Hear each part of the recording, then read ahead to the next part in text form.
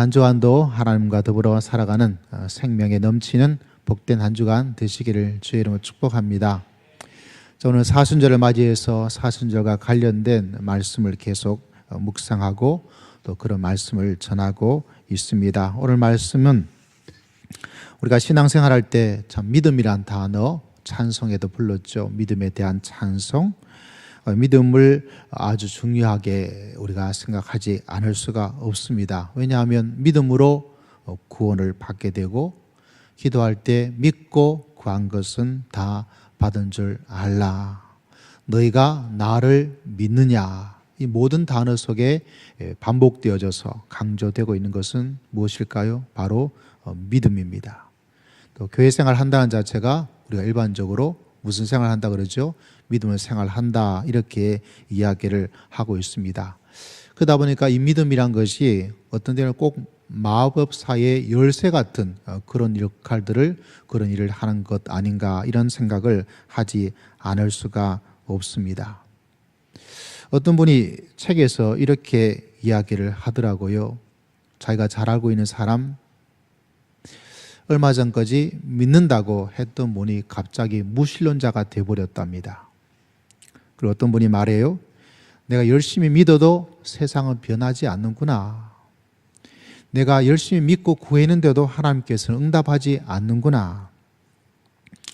우리 자신도 그렇고 또 종종 많은 사람들이 이런 당황스러운 일을 만나게 됩니다. 믿음의 사고가 일어나게 된 거죠. 도대체 무슨 일이 일어나게 되는 걸까요? 그래서 오늘 우리는 믿음을 아십니까? 여러분 이 믿음을 더욱더 많이 알고 또 알아서 믿음 생활의 속에 하나님께 주시는 신비하고 풍성한 삶들을 하나님의 역사를 체험하는 믿음에 귀한 성도님 되시기를 주의 이름으로 축복합니다. 그래서 여러분 믿음을 아시나요? 믿음은 도대체 무엇일까요? 오늘 말씀에도 믿음으로 구원받는다라고 말하는데 믿음은 참 한마디로 뭐라고 설명하기가 좀 어렵습니다. 성경에서 믿음을 이야기할 때 가장 중요하게 다루는 말이 있다면 믿음은 행동인가? 여러분 믿음은 행동일까요? 성경에서 일반적으로 믿음은 행위의 반대로 이야기할 때가 많습니다. 내가 행함으로 구원을 받는다. 여러분 내가 행함으로 구원이란 하나님의 놀라운 어떤 것을 받을 수 있을까? 성경은 그건 불가능하다 그래요. 왜 불가능할까? 믿음이 행위가는 가장 중요한 것은 다른 것이 아니라 하나님께서 원하시는 수준이 너무 높아요. 너무 높기 때문에 우리는 그 수준에 올라갈 수가 없습니다. 또 반대로 이야기하자면 우리 수준이 너무 낮아요. 그래서 그것을 올라갈 수가 없습니다. 우리 어떤 행위로서 하나님께서 원하시는 구원, 하나님께서 원하시는 뭔가를 이루어 나간다는 것은 굉장히 어려워요. 얼마 전에 한 유튜버의 영상을 제가 보게 되었습니다. 그분 인기가 좀 있는 것 같아요. 무려 3만 1천 명의 구독자가 있으니까 그렇게 작은 숫자는 아닌 거라고 생각이 되어집니다. 거기에 이런 질문을 했습니다. 하나님, 제가 이렇게 열심히 했는데, 제가 이렇게 열심히 봉사했는데, 제가 이렇게 헌금도 많이 했는데 이것도 하나님 못 해주십니까? 하나님은 다 해줄 수 있다면서요. 왜 하나님께서 나한테는 안 해주시나요? 이런 이야기로 자기 이야기를 끌고 나가는 것을 보게 됩니다. 이걸 제가 보면서 사람들의 생각에 저도 간혹 그런 생각 속에 우리 모두의 생각 속에 어쩌면 이런 마음들을 가지고 있을 때가 있습니다. 하나님 내가 이렇게 열심히 했으니까 하나님 내가 이렇게 열심히 행동했으니까 하나님도 이만큼 좀 해주셔야 되는 것 아니겠습니까? 이런 마음의 생각을 가질 때가 있지요. 혹시 여러분 그런 생각을 하지 않습니까? 우리가 예배 속에는 그런 마음을 가지고 있지 않지만 저는 종종 이야기를 듣게 됩니다. 저분이 교회에서 저렇게 열심히 했는데 저분이 누구신데 장로님인데 권사님인데 교회에서 그렇게 열심히 했는데 그렇게 어떻게 잘 된 게 아니라 좀 어려워졌다. 그렇게 열심히 했는데 안 됐다고. 저렇게 열심히 교회를 다녔는데 안 됐다고. 이런 마음의 생각을, 이런 마음의 이야기를 할 때가 종종 있습니다. 이게 믿음에 대한 오해 때문에 그래요. 믿음이 내가 열심히 했기 때문에 뭔가를 얻을 수 있는 것이 전혀 아닙니다. 다시 말하자면 내가 이만큼 했으니까 내가 더 많이 받을 거야 라는 이런 계산의 방식으로 여러분 신앙생활을 한다면 여러분 크게 낙망하게 될 거예요. 왜냐하면 믿음은 구원도 그렇고 하나님의 역사를 체험하는 것도 그렇고 내 행위로서 어떤 것을 이룰 수 있는 것이 아닙니다. 왜냐하면 우리는 많은 부분에서 실제로는 실망을 더 많이 드려요. 이 땅에서 가장 실망을 많이 주는 존재가 누구냐면 바로 내 자신입니다. 하나님에게 실망스러운 존재예요. 하나님 앞에서는 사는 것 자체가 악한 모습입니다. 우리는 그렇게 좋게 살아갈 수 있는 그런 모습을 가지고 있지 않습니다. 그렇기 때문에 여러분, 우리가 행위로서 어떤 것을 이루어 나갈 수 없다는 것을 바라보고, 다시 말하자면 믿음으로 하나님의 세계 속에 들어갈 수 있는 여러분 모두가 되시기를 주의 이름으로 축복합니다. 사람은 실망 덩어리예요. 우리는 실망 덩어리입니다. 그래서 많은 사람은 심지어 내 자신에게 실망할 때가 많습니다. 그렇게 실망할 수밖에 없는 거예요. 우리는 하나님에게 실망을 주는 사람밖에 되지 않습니다. 우리 행위로서는 어떤 것을 이룰 수가 없습니다. 여러분 한번 따라해 볼까요? 하나님, 저 때문에 많이 힘드시죠? 네, 옆에 있는 성도교도 한번 이야기해 봅시다. 성도님, 저 때문에 많이 힘드시죠? 시작. 성도님, 저 때문에. 아니까 다행이죠. 네. 여러분, 사람, 교회 속에서 우리는 실망을 줘요. 어떤 일은 목회자가 실망을 주기도 해요. 그거 가지고 놀라면 여러분 믿음이란 걸 몰라서 그래요. 사람은 뭐를 준다고요? 실망을 줘요. 하나님에게 실망을 주고 다른 사람에게 실망을 줄 수밖에 없는 존재예요. 오직 우리의 희망은 하나님께서 여러분에게 베풀어 주실 줄을 믿습니다. 여러분, 사람 때문에 실망하게 돼요. 사람 때문에 실망할 수밖에 없어요. 그게 정상이에요. 그게 정상인 것입니다. 우리에게 희망과 우리에게 소망을 주시는 분은 오직 우리 주 예수 그리스도 살아계신 하나님이신 줄을 믿습니다. 그래서 여러분, 교회 다니면서 저 사람 때문에 실망해서 이런 말 자체, 그게 정상이라니까요. 정상인 것을, 정상 아닌 걸 요구하고 정상 아닌 것을 기대하면 찾아오는 것은 도리어 내 자신이 낭망받게 되지 않습니다. 여러분, 그렇기 때문에 믿음은 행위가 아니에요. 행위로 될 수가 없습니다. 두 번째, 우리는 이렇게 생각할 수 있습니다. 믿음은 그렇다면 행위가 아니라면 지식일까요? 하나님을 많이 아는 것일까요? 이에 대한 대답은 미리 말씀드리지만 믿음은 지식이 아니에요. 지식이 필요하지만 믿음은 지식이 아니에요. 마가복음 1장에 보면 이런 말씀이 있습니다. 예수님의 초반의 행위 속에서 이렇게 귀신이 이야기합니다. 나사렛 예수여, 우리가 당신과 무슨 상관이 있나이까? 우리를 멸하러 왔나이까? 나는 당신이 누구인 줄 아노니 하나님의 거룩한 자입니다. 이 당시에는 이만큼 예수님에 대해서 아는 사람이 한 명도 없었어요. 그런데도 누가 알았습니까? 귀신 들린 사람이. 귀신은 예수님이 어떤 사람이라고요? 하나님의 거룩한 자인 줄 알았습니다. 놀랍죠? 아무도 이런 존재까지, 이런 하나님의 거룩한 분까지는 이해하지 못했고 알지 못했던 그때에 누구는 알고 있었어요? 귀신은 알고 있었습니다. 그래서 귀신인가 봐요. 귀신처럼 알아맞히니까. 자, 그렇다면 이 사람이, 이 귀신 들린 사람이 어떻게 되었습니까? 흔히 말해서 하나님의 세계, 구원의 세계, 믿음의 세계 속에 있다고 볼 수 있느냐? 아닙니다. 예수님께서 이 귀신 들린 사람에게, 이 귀신에게 말하기를 잠잠하고 그 사람에게서 나오라 하니까 그 귀신이 이 귀신 들린 사람에게 떠나갔다. 할렐루야. 그런 역사가 일어나게 된 거죠. 여러분, 이 귀신은 믿음을 가지고 있는 것일까요?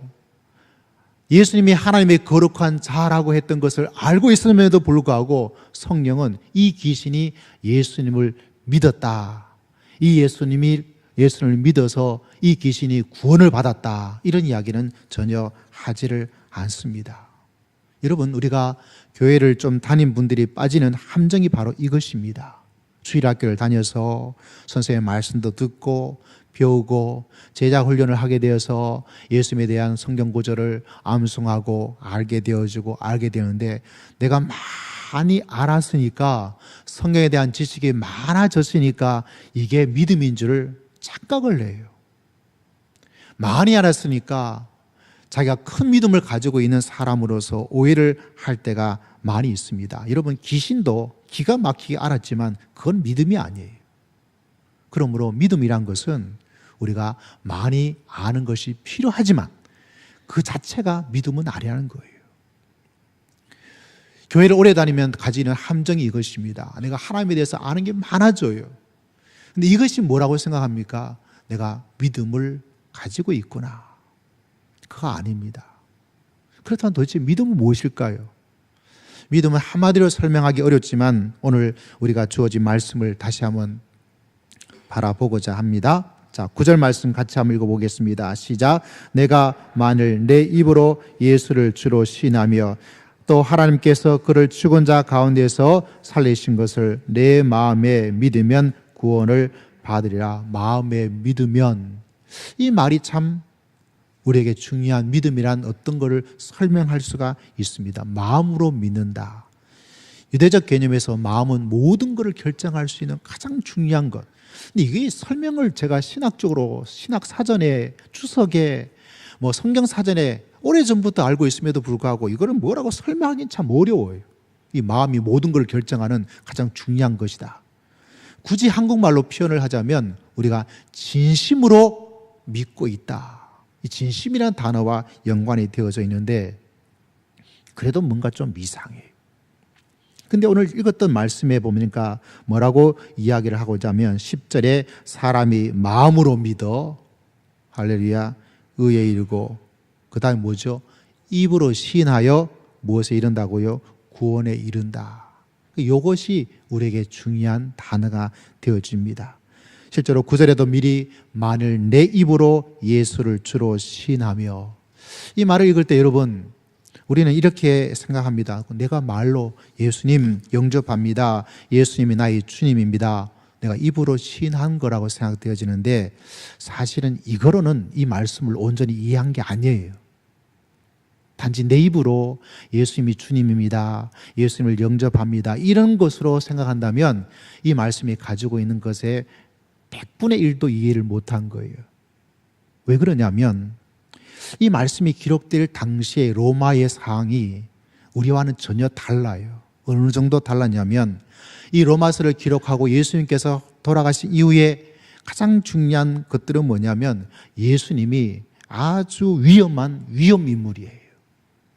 왜 위험인물이라고 말할 수 있냐면 우리는 예수님을 주님이라고 말하는데 그 당시에 주님이라고 불려줄 수 있는 분이 딱 한 분이 계셨어요. 누가 주님이냐? 바로 로마의 황제입니다. 누구라고요? 로마의 황제예요. 황제에게 불려질 칭호가 뭐냐면 주님이란 단어예요. 여러분 저보고 대통령이라고 불러보세요. 부를 수 있지만 아니잖아요. 큰일 날 이야기예요. 지금 같은 민주주의 사회 속에도 뭔가 문제가 되는데 이 2000년 전의 시대 속에서 그 당시에 대강대국 로마에 주님이라고 불려줄 수 있는 유일한 분은 누구밖에 없어요? 황제밖에 없어요. 여러분 폴리카비란 초대교회 믿음의 선배님이 계십니다. 이분이 순교하셨어요. 이분이 재판을 받게 되었습니다. 재판장이 이야기를 합니다. 너를 살려주겠다. 어떻게 살 수 있는지 내가 알려주겠다. 재판장이 요구한 것은 다른 거 하나도 없어요. 딱 한 가지를 요구했습니다. 황제가 주님입니다. 그 말만 하면 내가 너를 살려주겠다라고 이야기를 했습니다. 이 얼마나 식은 죽 먹기처럼 쉬운 이야기인가요? 뭐만 말하면 돼요? 황제가 주님입니다. 이 말만 하면 사느냐 죽느냐의 문제에서 순교하고 사형을 당하느냐 아니면 석방되느냐 그 중요한 한마디 말이 뭐냐면 황제가 주님입니다. 요 말만 하면 돼요. 요 말만 하면 죽지 않아요. 근데 폴리카베라는 사람은 뭐라고 말하면 예수님이 주님이십니다. 이렇게 입으로 예수님을 시인했습니다. 결국 그는 어떻게 되었을까요? 폴리캅은 죽었을까요? 석방되었을까요? 죽었어요. 딱 한마디 말 때문에. 입으로 뭐를 시인했죠? 예수님이 바로 주님이십니다. 그 말 한마디 때문에 죽고, 만약 이분이 황제가 주님입니다, 요 말만 했다면 그는 집으로 돌아갔어요. 그런 배경 속에서 내가 예수를 입으로 시인한다면, 예수님을 주님으로 시인한다면 구원을 얻고 의에 이르는 하나님의 놀라운 세계를 맛보게 되는 역사가 일어나게 될 줄 믿습니다. 지금도 동일합니다. 여러분, 단지 우리가 예수님이 주님이다 이 입으로 시인한다는 말이 그런 상황 속에서 그냥 편안하게 앉아서 예수님이 주님이다 이런 말이 아니에요. 이 말 한마디 때문에 사람이 죽고 살고 재산을 잃기도 하고 재산을 보존해 나가기도 하고 감옥에 갇히기도 하고 석방되기도 하고, 입으로 예수님이 주님이라는 그 말 한마디가 이렇게 내 삶을 완전히 뒤죽박죽으로 엉망진창으로 만드는 그런 위험 속에서 뭐라고 말하고 있습니까? 예수님이 나의 구주가 주님이신 줄을 믿습니다. 이 고백이 나오는 거예요.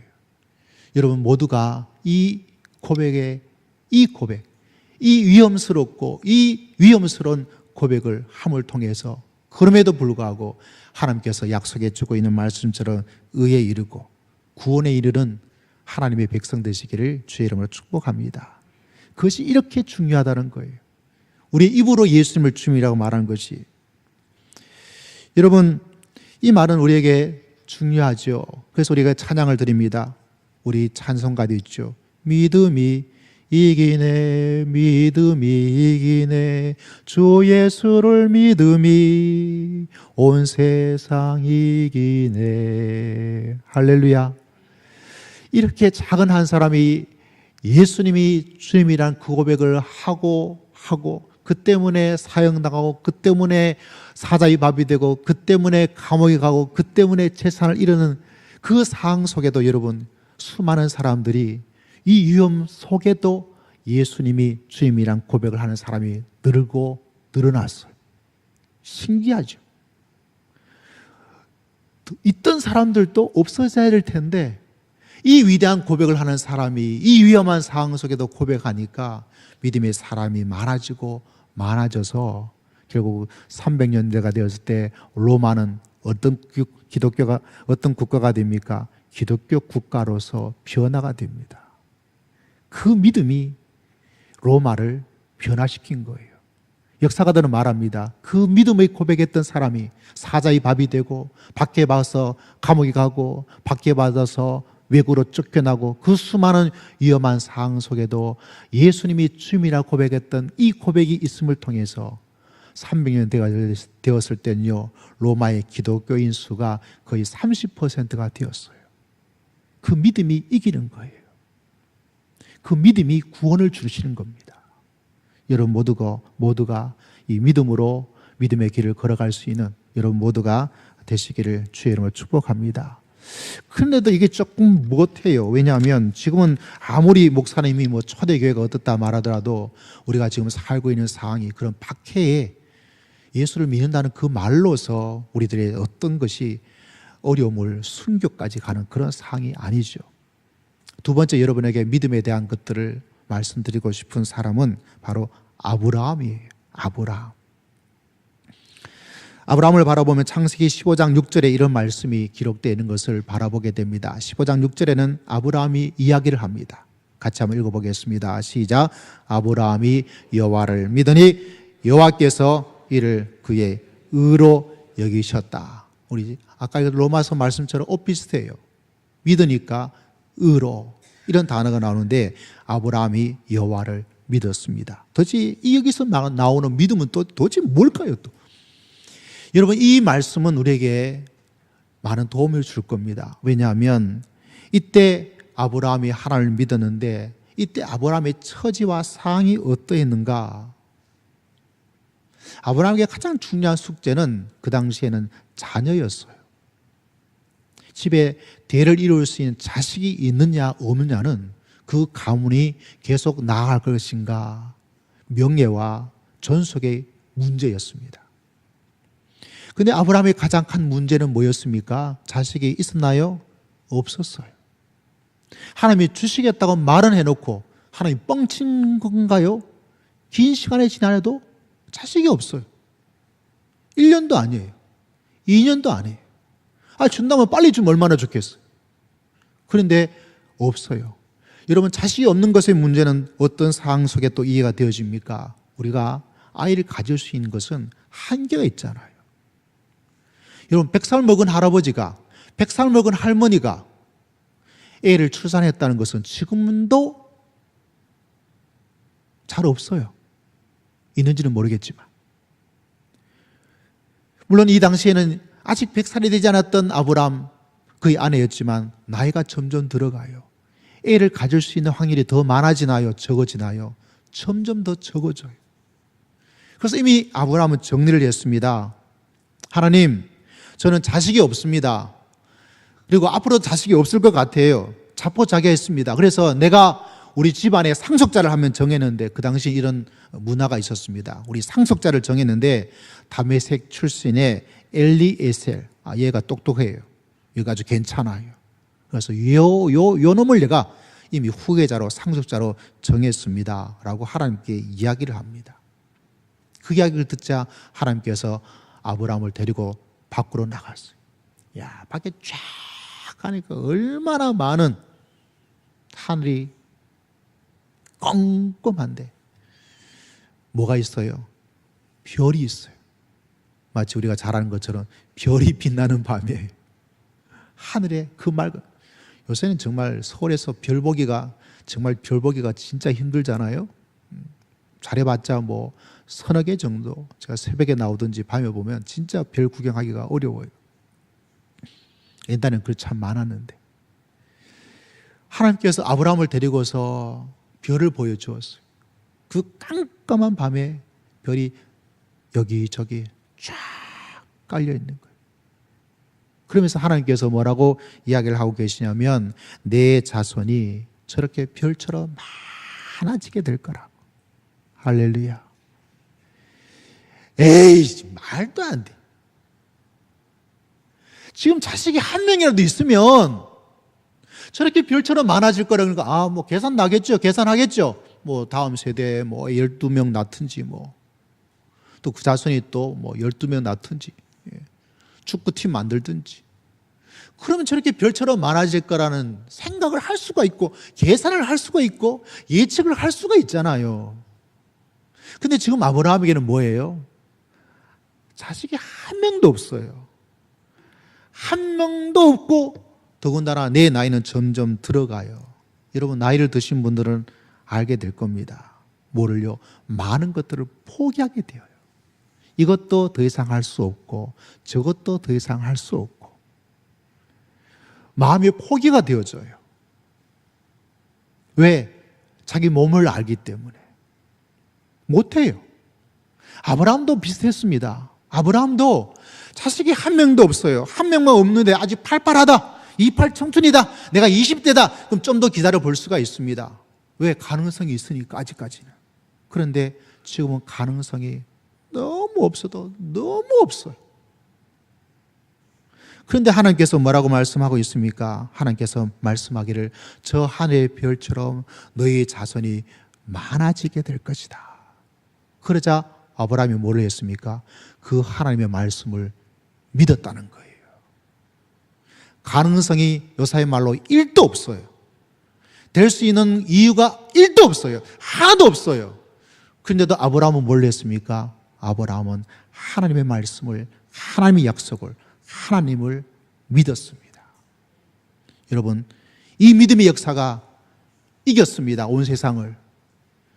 지금 우리는 하나님의 나라 속에서 예수 그리스도 안에서 아브라함의 자손이 되어서 온 열방에, 온 세계 위에 하나님께서 말한 것처럼 저 하늘의 별처럼 너희의 자손이 많을 것이다.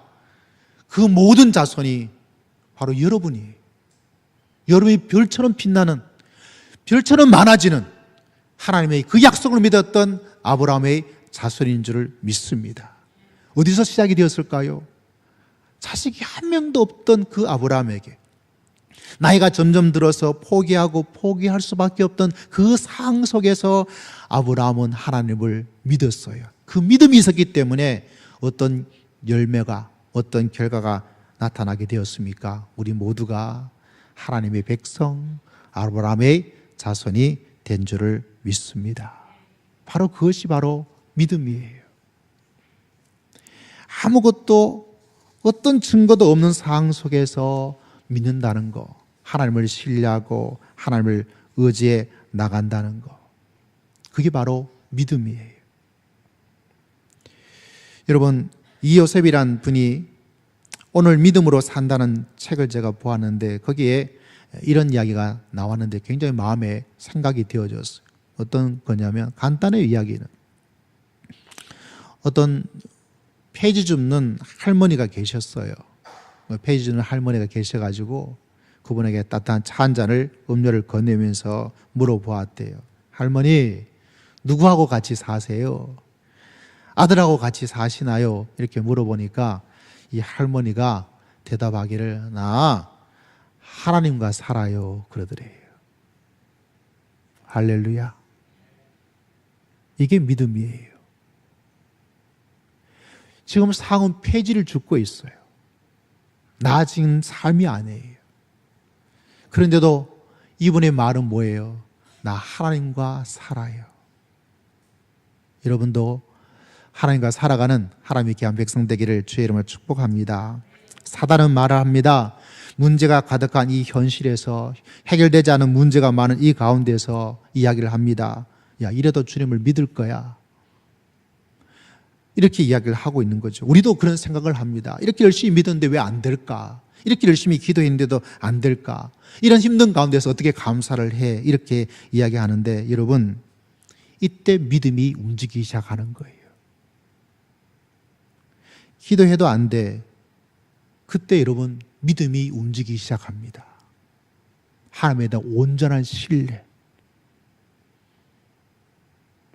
내 기도가 응답되지 않은데도 하나님에 대한 깊은 신뢰. 그게 바로 믿음이에요.